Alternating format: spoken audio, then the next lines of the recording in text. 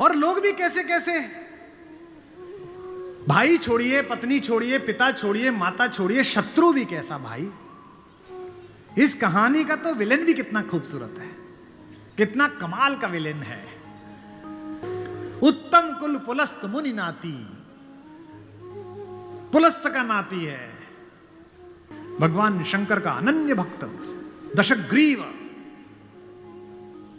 10 सिर नहीं है उसके, ये सम्मित है, ये जो रामलीला में लगा देते हैं।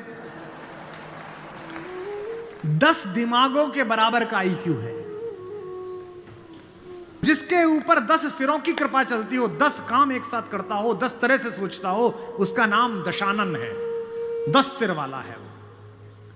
9 ग्रह उसके चरणों में लेटे हुए हैं। शनि के ऊपर तो पैर रखे बैठा है। फिर भी राम से हार गया। क्यों हार गया, कारण बताता हूं। राम इच्छाओं से मुक्त हैं और रावण इच्छाओं के पाश में बंधा हुआ है।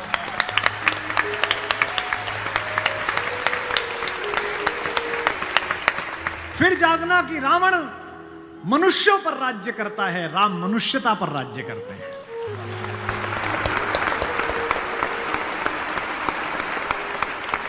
आपको पता है कि जब भगवान ने युद्ध शुरू किया तो पूजा की। राम ने कहा जामवंत से, जामवंत सबसे सीनियर हैं, वो भी ब्रह्मा जी के पोते हैं, रावण के दादाजी के दोस्त हैं, पुलस्थ मुनि के नाना के। कहा कि प्रभु महाराज जामवंत जी, मैं युद्ध करने जा रहा हूं, उससे पहले मैं पूजा करना चाहता हूं। जामवंत ने कहा करिए महाराज। तो बोले मेरे आराध्य तो शंकर हैं, शंकर राम की पूजा करते हैं और राम शंकर की पूजा करते हैं। इस कहानी से बड़ा समन्वय किसी का नहीं हो सकता। जामवंत ने कहा पूजा कर लीजिए महाराज। बोले मुझे एक ऐसा पंडित चाहिए जो शैव हो, शिव को मानने वाला, और मैं वैष्णव हूं तो वैष्णव भी हो। उन्होंने कहा कि इस जंगल में, इस युद्ध क्षेत्र में ऐसा कोई पंडित कहां मिलेगा भगवान। तो उन्होंने कहा पूजा कैसे होगी फिर। तो जामवंत ने कहा एक पंडित मेरे ध्यान में है, पर वो आपका पुरोहित बनेगा नहीं। बोले कौन। बोले पुलस्थ मुनि का नाथी महारथी रावण, वो शिव का भक्त है और वैष्णव भी है, उससे करा लीजिए। सोचिए जिसको हराने जा रहे हैं उससे पूजा। राम ने जामवंत से कहा कि महाराज पूछ के तो आइए, अगर महापंडित रावण आज्ञा दे दें इस यज्ञ के लिए तो मैं कर लूं। रावण को पता चला कि जामवंत बुलाने आए हैं। रावण ने अपने सैनिकों से कहा कि जैसे ही दादा जामवंत आए, कोई उनसे प्रश्न ना करे, उन्हें बस महल का मार्ग दिखा दे, हाथ जोड़ के सब चरण छुएं। जामवंत पहुंचे, रावण किले के द्वार पर चरण छूने आया। कहा कि पितामह मैं आपको प्रणाम करता हूं, मैं धन्य हुआ कि आप पधारे। जामवंत ने कहा कि मैं बहुत प्रसन्न हुआ तुम्हारी अतिथि सेवा देखकर। बिठाया, पूछा कैसे आए हैं। जामवंत ने कहा मैं एक इच्छा लेकर तुम्हारे पास आया हूं। एक मेरे साथ 2 यजमान हैं, वो एक यज्ञ करना चाहते हैं युद्ध शुरू करने के लिए। उन्हें एक ऐसे पंडित की आवश्यकता है जो शैव भी हो और वैष्णव भी। तुमसे अधिक गुणी व्यक्ति तो पृथ्वी पर नहीं है, क्या उनका पुरोहित बन सकोगे। क्या पूछा रावण ने, पहला क्या करैक्टर है, वाह।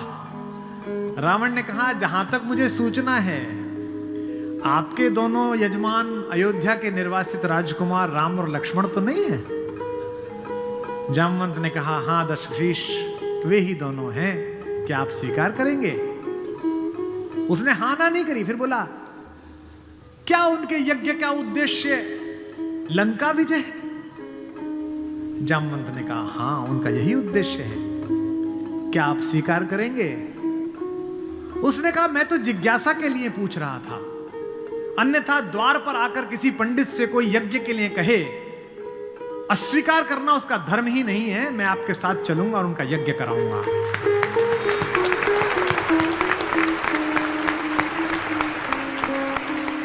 जामवंत ने कहा कि क्या मुहूर्त निकला। उसने नवग्रहों को बुलाया, बोले इधर बैठ, तू इधर बैठ, तू इधर बैठ। वो तो अपने ही हाथ में था, तू मिनिस्टर ऑफ स्टेट, तू फुल कैबिनेट।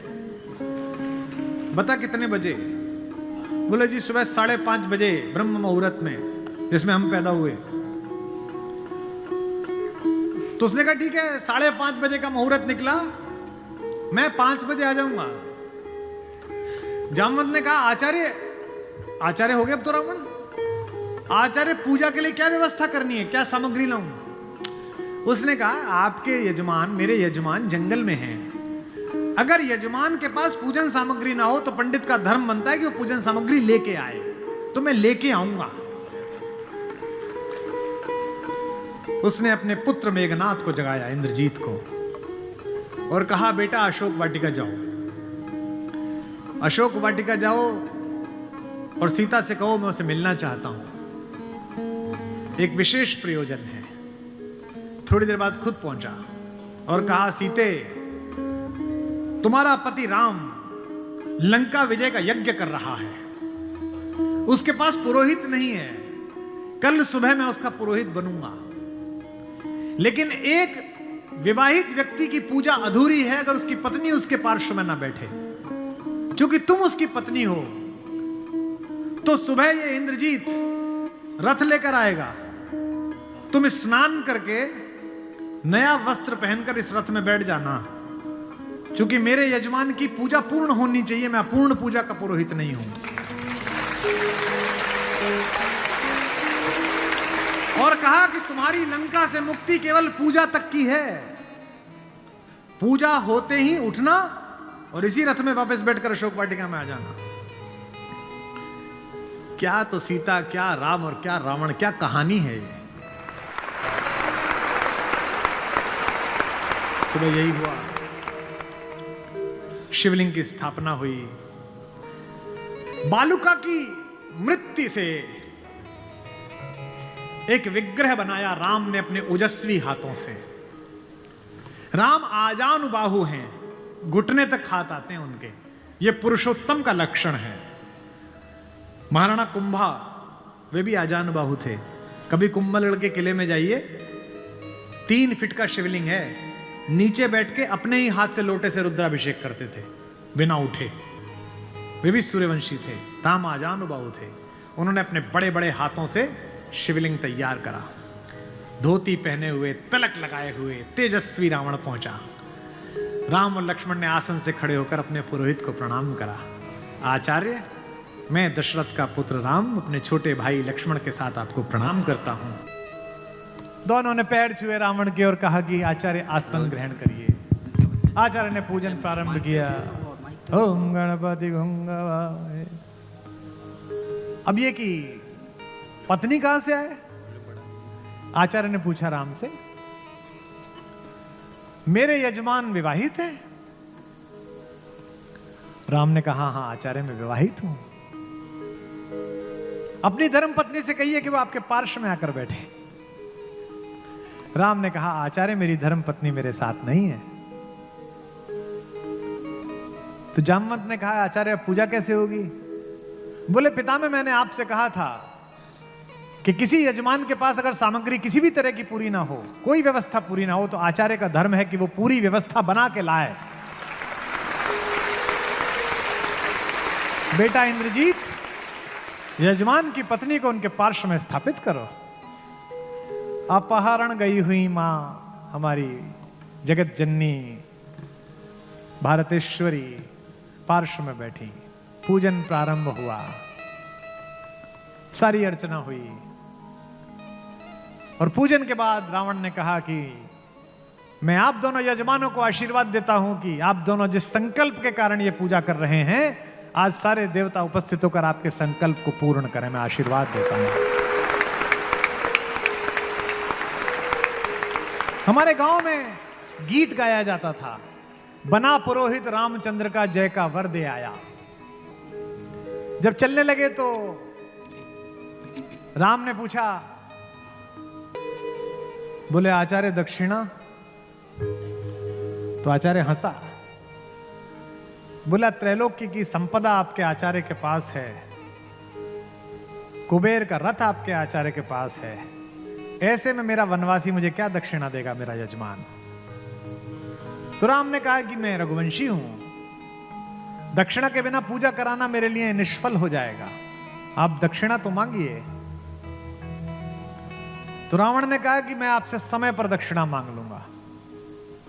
राम ने कहा उस समय में देने योग्य बचा या ना बचा? आचार्य बता तो दीजिए कि दक्षिणा क्या है। आचार्य ने जो दक्षिणा मांगी उस पर रावण को भी राम की तरफ से प्रेम भेजा जा सकता है। आचार्य ने कहा मेरी दक्षिणा यही है कि आचार्य का जब अंतिम समय आए तब दोनों यजमान मेरे सामने उपस्थित रहें। एक अंतर समझ लेना राम और रावण में। आप ढूंढना आपके अंदर रावण है कि राम है। राम के पास जो है वो पर्याप्त है और रावण को जो प्राप्त है वो पर्याप्त नहीं है। रावण के पास पंचकन्याओं में पूजित हमारे मेरठ की पंचकन्याओं में सबसे सुंदर स्त्री मंदोदरी जैसी सती मां उनकी पत्नी है, लेकिन उसके बाद भी जंगल में घूमते हुए एक तपस्वी की वलकल पहने हुए युवती को अपनी रानी बनाना चाहता है। लेकिन युद्ध के आखिरी दिन जब रावण पड़ा हुआ है, नीचे निश्चेष्ट उसका शव पड़ा हुआ है, तो मंदोदरी ने विलाप करने के बाद पूछा वो कहां गया जिसने इसे मारा? लोगों ने कहा वहां बैठा। समुद्र के किनारे शाम ढल रही है, सूरज डूबने वाला है और रघुवंशी राम उदास एक पत्थर पर बैठे हुए कि इतना रक्तपात क्यों हुआ, दुखी है राम लाशों को देखकर। मंदोदरी गई, कमांडो खड़े हुए हैं उनको रोकने के लिए, लेकिन देखा कि माता मंदोदरी आ रही है तो पुलिस वाले हट गए, वानर हट गए, पीछे से पहुंची। चिंताग्रस्त राम ने अचानक एक स्त्री की छाया देखी जो पैर के आसपास आ रही है। राम सचेत होकर उठे और पलटकर कहा कि देवी मैं आपको प्रणाम करता हूं, इस निर्जन रण क्षेत्र में आप कौन हैं?